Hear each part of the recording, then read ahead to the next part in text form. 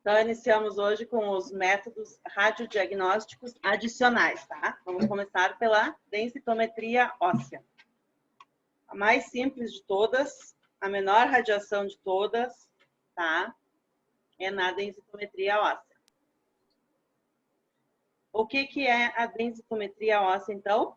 É para verificar a quantidade de cálcio no osso, tá? Começar com o breve histórico. Todos os equipamentos têm a sua história, tá? Então, quem iniciou com a densitometria foi o John Cameron e o James Sorenson, em 1963, tá? O primeiro densitômetro comercial foi o SPA, que é o primeiro aparelho, foi esse aqui que foi criado, tá? O SPA. No nível comercial. Não conseguiu. Na Universidade dos Estados Unidos, tá? O primeiro aparelho chegou, então, no Brasil em 1989. Essa parte a gente não vai se aprofundar muito em história, tá? Porque eu também nem vou cobrar história, nem se preocupe. Então, esse é o primeiro aparelho que chegou no Brasil. Ele tinha apenas um feixe de energia. Ele não identificava as partes moles, somente a parte óssea, tá? Medida da massa óssea era limitada à avaliação de apenas uma parte anatômica. Então, era somente do antebraço que era feito, tá? E a fonte radioativa que utilizavam era o iodo 125, tá? Com 27 keV, ou o americio 241, que utilizava 60 keV. Então, no início dos anos 80, foi criado o DPA, tá? Que é o dual com duas energias, dois feixes de energias, então, possibilitou a quantificar a medida óssea da coluna e do quadril. Então, aqui já começou o que a gente faz até hoje, tá? A densitometria é feita no quadril e na coluna.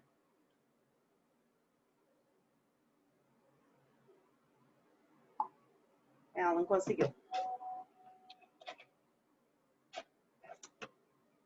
Tá? Então, essas medidas até hoje a gente utiliza. A densitometria é feita somente, então, o principal, quadril e coluna lombar. Caso o paciente tenha alguma prótese ou uma fratura grave nessa região, a gente pega, é sempre o lado direito, tá? Aí a gente vai pegar o lado esquerdo. Caso o lado direito tenha algum problema e a gente não consiga fazer o exame. Pode ser uma pessoa com deficiência, tem deficiência ao lado direito, a gente vai pegar o lado esquerdo, tá? Mas sempre a gente vai tentar o quadril e a coluna lombar. Caso a gente não consiga nenhuma dessas duas regiões, aí a gente vai para o antebraço, a gente vai para a coxa, tá? Mas de início é sempre o quadril e a coluna lombar.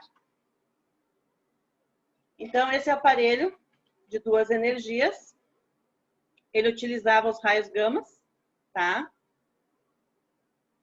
E o gadolínio. Então, eram totalmente, assim, diferentes. Era transmissão simultânea de raios gamas com energia de 44 e 100 keV e o gadolínio 153. Só que aí não deu muito certo, por quê? Porque o gadolínio, ele se perdia muito a energia, tá? Então, em 1987, eles substituíram o gadolínio por uma fonte de raio-x, que é a que a gente utiliza até hoje, que é o DEXA, tá? Então, a vantagem é menor tempo de exposição à radiação, melhor exatidão e precisão, tá? Aumento do fluxo dos fótons, então a imagem fica melhor. E passou-se a medir mais locais, além da coluna lombar e do fêmur, tá? Então, a gente pode fazer uma varredura do corpo total, pode incluir um punho, pode incluir uma coxa. Então, os aparelhos atuais emitem 2 feixes de radiação, tá? Mas são os 2 utilizam o raio-x. Não tem mais gadoline, não tem mais nenhum outro tipo de energia, tá? É somente a radiação. Uma mais forte, a 130 kV, e uma mais fraca, de 70 kV, tá? Portanto, cada um desses feixes mede melhor uma quantidade de tecido. Uma é para osso, a outra para partes moles. Simultaneamente é utilizado as 2 energias, tá?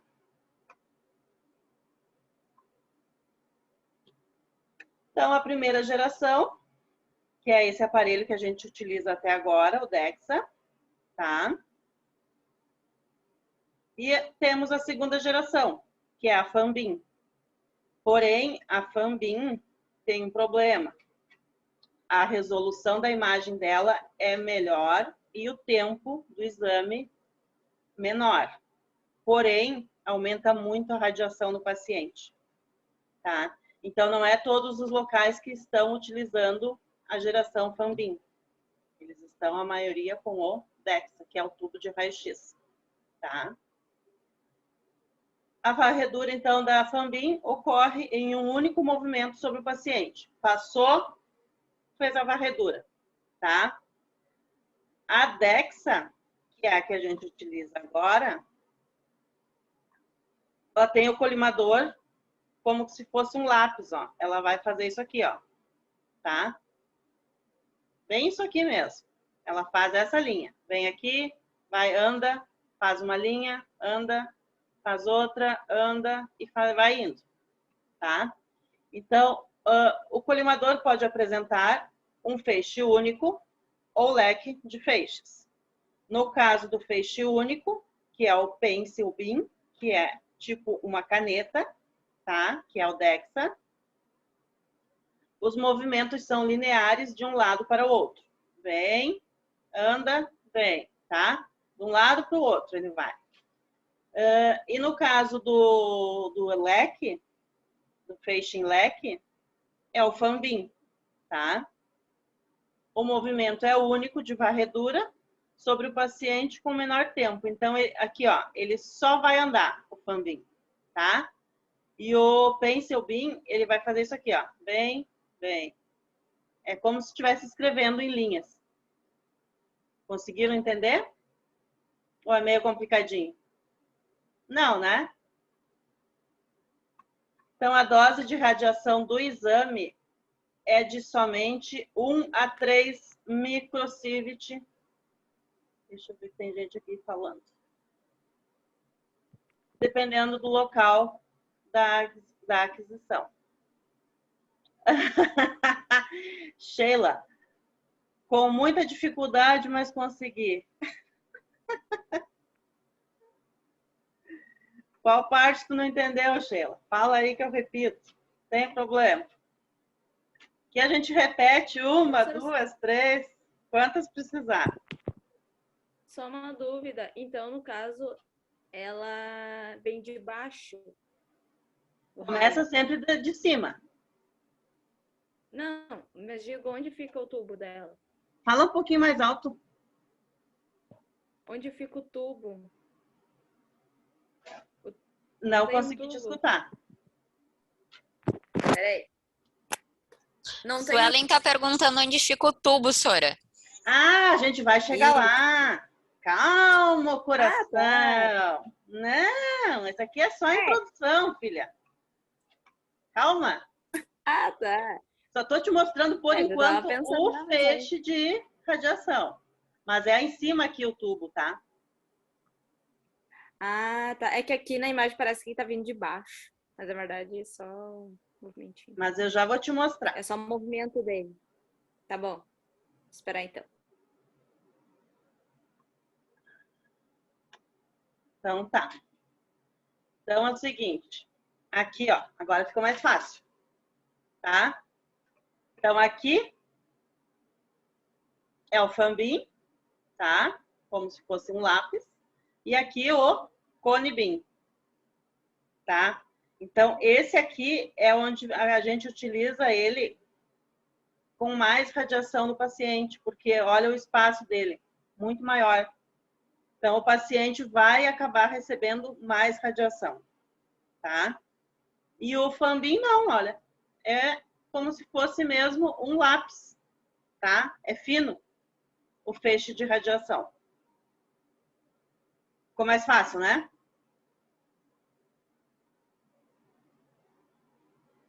Só virar de ponta cabeça, Sueli. Tá bom.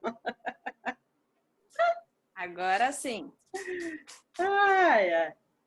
Então, vamos iniciar aqui o conceito da densitometria. A princípio, ali era só história, tá? Agora que a gente vai entrar no equipamento. Então, é um exame do diagnóstico por imagem que permite identificar de forma precoce a diminuição da massa óssea, tá? Determinando os riscos de fratura. O exame de densitometria emite baixas doses de radiação e tem enorme relevância para o estudo ósseo. Tanto é que, assim, ó, o técnico que realiza a densitometria, a gente chama DO, ele fica junto na sala com o paciente, tá? Não tem avental, não tem proteção. Ele fica só a única coisa assim, ó, de preferência fica afastado 2 metros do paciente. E como a radiação é baixa, em 2 metros ela já não tem mais efeito, tá? É muito baixa mesmo. Então, a ADO é uma análise computadorizada da quantidade de cálcio e outros minerais contidos nos ossos, tá? É a densidade mineral óssea, tendo como finalidade principal o diagnóstico da osteoporose. Isso aí acontece com pessoa tipo da minha idade, sabe? A gente vai ficando velha e vai perdendo cálcio. Aí tem que fazer esse exame. Utiliza, então, uma fonte de raio-x com 2 energias, tá? Para aquisição de imagens da coluna lombar, fêmur proximal ou corpo inteiro. O exame é considerado o melhor método para medir a densidade do osso, por se tratar de ali tá errado, é não é uma, de um procedimento não invasivo, tá? Então, não invasivo é o quê? Não utiliza corte, nem agulha, nada, tá? Que utiliza, então, a fonte de raio-x de baixa radiação. Radiação essa muito inferior que a exposição de exames comuns de raio-x ou de tomografia. É muito, muito, muito abaixo do que um raio-x de mão, tá? Radiação baixa mesmo. Tanto é que a imagem não é tão boa se for analisar ela.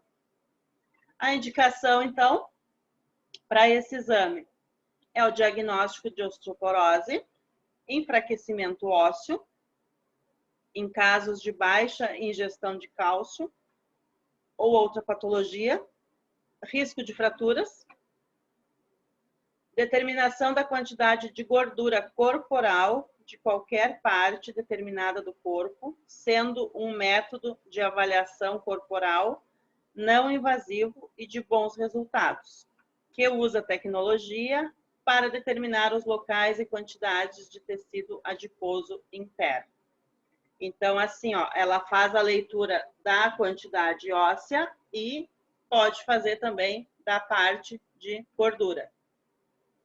Tá? Essa parte eu não gosto. Deixa minhas gordurinhas. Então, a DO é avaliada hoje em dia como sendo o único método para o diagnóstico seguro da avaliação da massa óssea. E, consequentemente, predição do índice de fratura óssea. O método conta com equipamento que consegue aliar com precisão e rapidez a execução dos exames, submetendo tanto o paciente quanto o próprio técnico a baixa exposição à radiação ionizante, tá?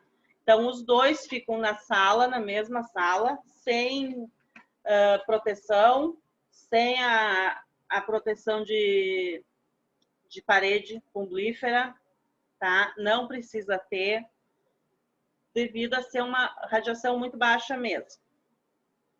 Então, a finalidade desse exame é medir a massa e a resistência óssea e dimensionar o risco de fratura, detectar o grau de osteoporose. O procedimento é realizado através de um aparelho capaz de medir a massa e a resistência óssea e dimensionar o risco de fratura. O exame demora apenas 15 minutos, é muito rápido, tá? É fácil, indolor, seguro, não requer nenhum preparo especial e nem jejum. Por quê? Não vai utilizar contraste, não preciso pôr acesso no paciente, tá? Eu não preciso ter preparo nenhum. A única coisa é cuidar a roupa do paciente. Ele não pode ficar com a roupa que ele veio, ele precisa trocar e pôr a roupa do hospital ou da clínica, para não ter nenhum botão, nenhum zíper, nada de metal. Se tiver metal, atrapalha o exame, tá? Então, aqui a gente tem a imagem, um osso normal e o osso com osteoporose, tá? Olha como ele fica. Se, no caso, ocorre uma fratura num osso desse, com osteoporose, a pessoa nunca mais vai conseguir recuperar, porque não vai ter como fixar esse osso, tá? Mesmo se colocar uma haste, uma placa com parafuso, ele não vai conseguir firmar. Eu já acompanhei uma cirurgia. Os médicos não fizeram o exame para saber, tá, qual que era a condição da parte óssea da paciente. E era uma paciente nova. Ela não tinha 40 anos. Ela teve uma fratura de tornozelo. E quando levaram ela para o bloco, tá, prepararam ela para a cirurgia, eu fui lá para acompanhar com o intensificador. Fizeram o corte ali, começaram a colocar a placa e os parafusos. E quem disse que o parafuso parava? Ele ficava solto, dançava. E aí o médico começou a se preocupar, né? Tá, mas ninguém fez exame nessa paciente para saber se ela tinha osteoporose. Foi pedir um raio-x para mim. Quando eu fiz a imagem, tava tudo assim, ó, o osso dela, todo furado. Aí sim, daí ele... E aí ele se apavorou. E agora, gente, o que eu vou fazer? Não tem como fixar, não tem lugar nenhum. Aí deu um jeito lá, passou o parafuso de um lado para o outro, colocou outro fixador aqui, ficou assim uma coisa muito feia, sabe? E... Isso que eu ia perguntar, prof, nesse caso, quando tem osteoporose e acontece de ter fratura, como que eles fazem no caso, a colagem do osso, digamos assim? Assim, ó, porque o osso, ele vai demorar muito mais para criar o calo ósseo e calcificar, devido à falta de cálcio no osso. Então, a pessoa vai ficar muito mais tempo. Se é uma fratura que levaria 3 meses, ela vai ficar de 6 a 1 ano sem mexer, sem conseguir caminhar direito. E se conseguir recuperar o osso. Entendeu? É bem difícil. Idoso, principalmente.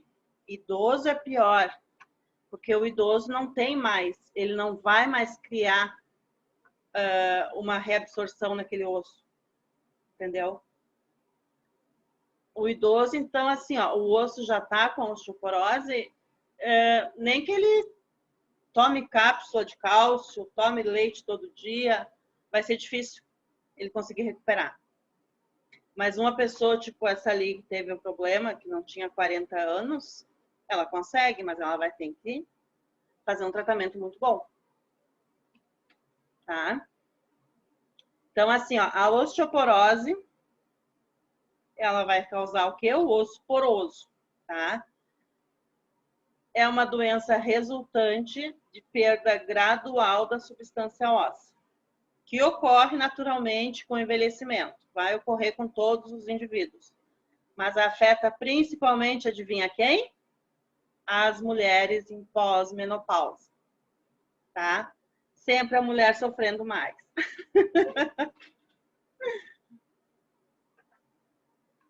Então, o esqueleto é um tecido vivo, composto por ossos e cartilagens. Aqui vem a nossa revisão básica de anatomia.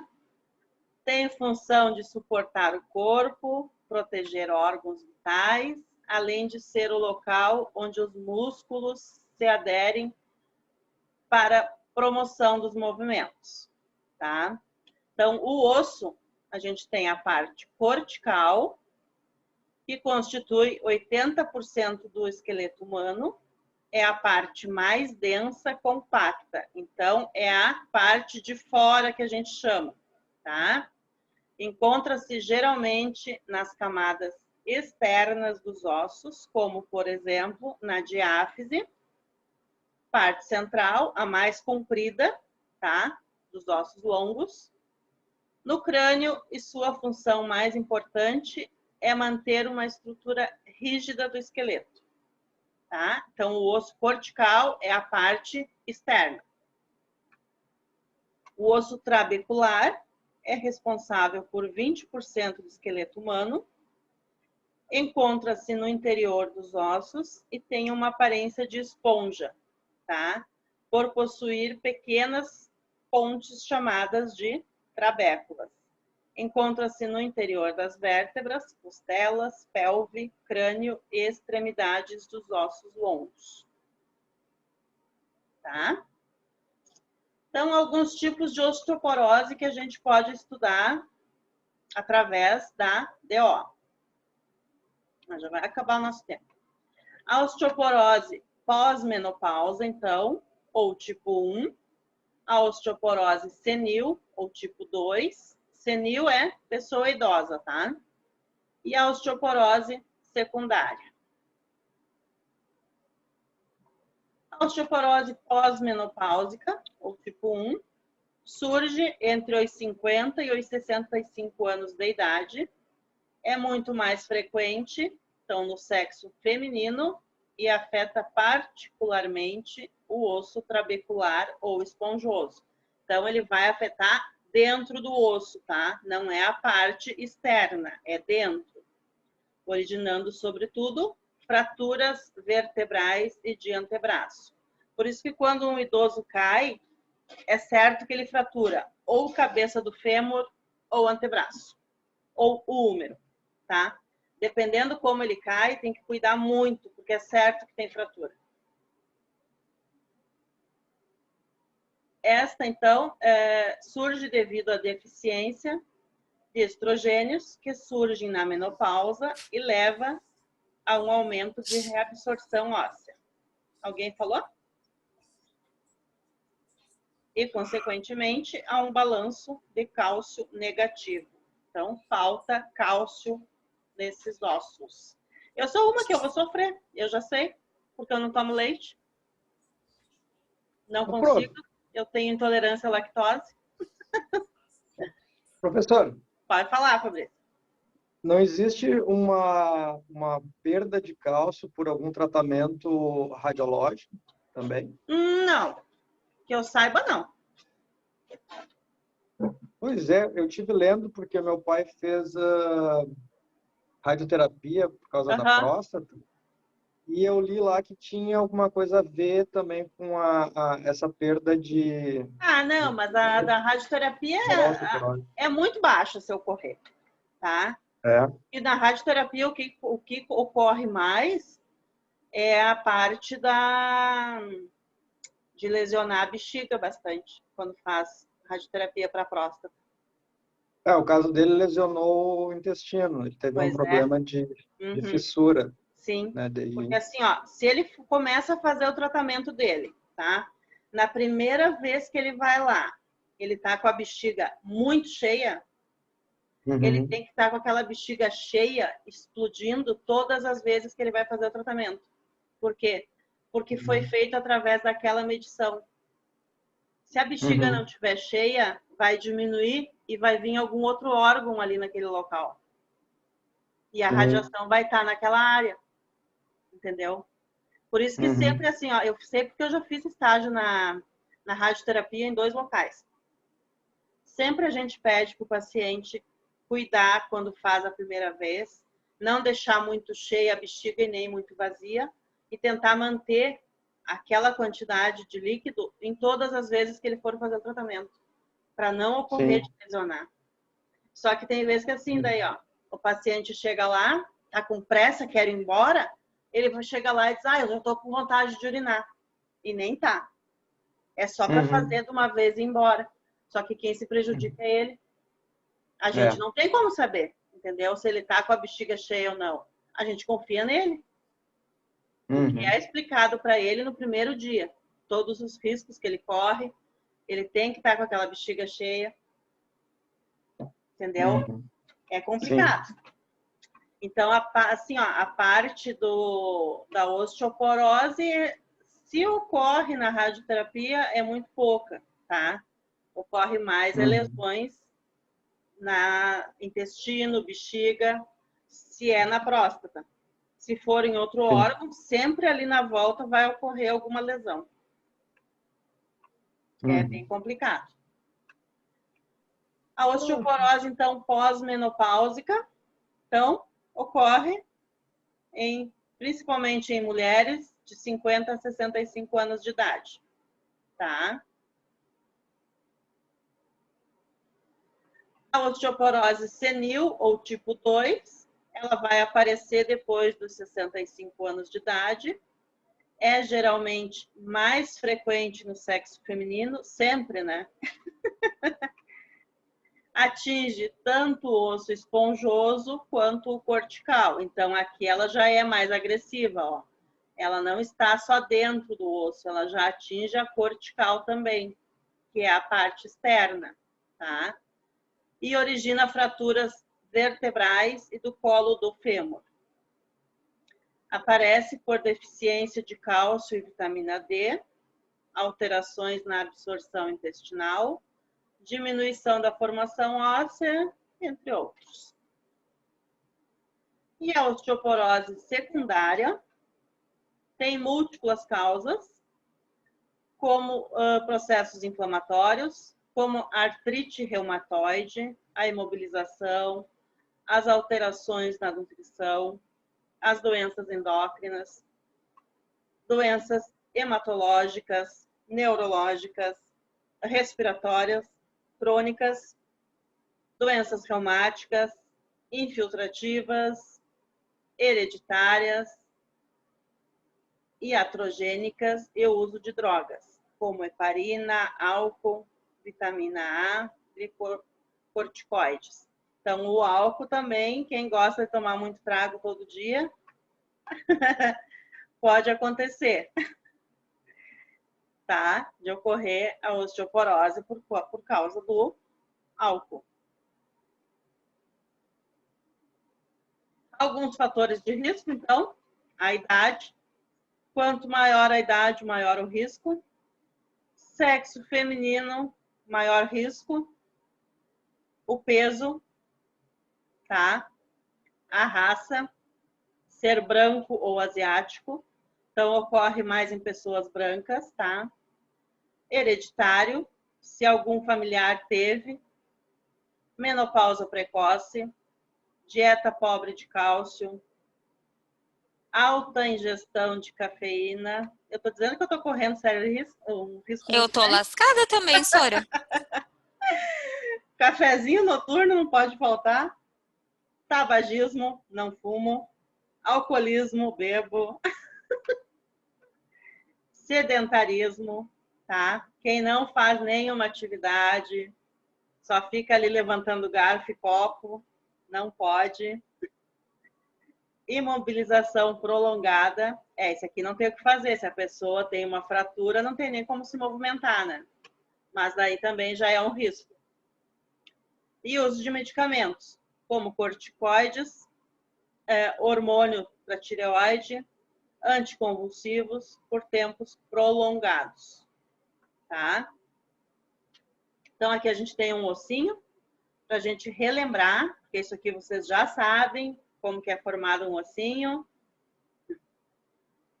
Aqui a gente tem a cartilagem, aqui dentro o osso esponjoso, tá? Por fora é o osso compacto, canal ósseo aqui no centro, medula óssea e o periósteo, tá? Então, a cabeça de qualquer osso a gente chama epífise e o comprimento é a diáfise, tá? Aqui a gente tem a veia azul, a artéria em vermelho, tá? Só para a gente relembrar. Deixei mais uns exemplos aqui. Então, epífise distal, epífise proximal. O que é a distal? Mais longe do centro do corpo, tá? Aqui é um osso que é o húmero. Não é o húmero, viu? É o fêmur. Ninguém falou nada. Tu falou, eu olhei pra cabeça assim, deu, não, peraí. É o A senhora não deu fêmur. tempo. Mas não falei nada, realmente, ninguém falou nada. Aqui, então, a gente tem a cabeça do fêmur, que fica no quadril, tá? Por isso que aqui é a epífise distal, porque ela já tá lá no joelho. Entenderam? Então, as meninas que não eram dessa turma, que os meus alunos sabem o que é distal e proximal. Né, gente? Sim. Sim, aí tem gente que não saiba. Sim, pro. Ai, ó, a gente acabou agora. Então, tá. Então, assim, ó, proximal é tudo que tá próximo do centro do corpo, lá pro lado do tórax.